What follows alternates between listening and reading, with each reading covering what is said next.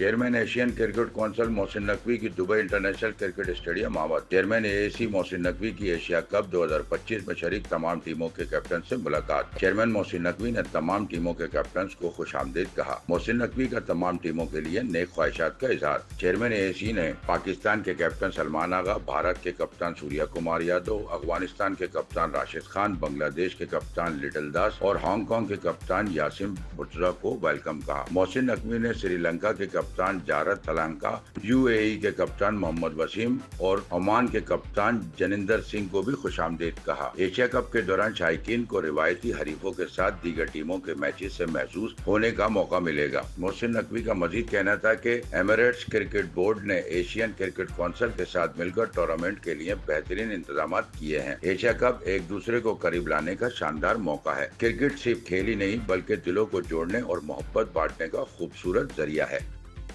Sachal news network की videos में खुशामदीद। नाजरीन, वीडियो से मुतालिक अपनी कीमती राय का इजहार कमेंट बॉक्स में ज़रूर करें और चैनल को सब्सक्राइब करें।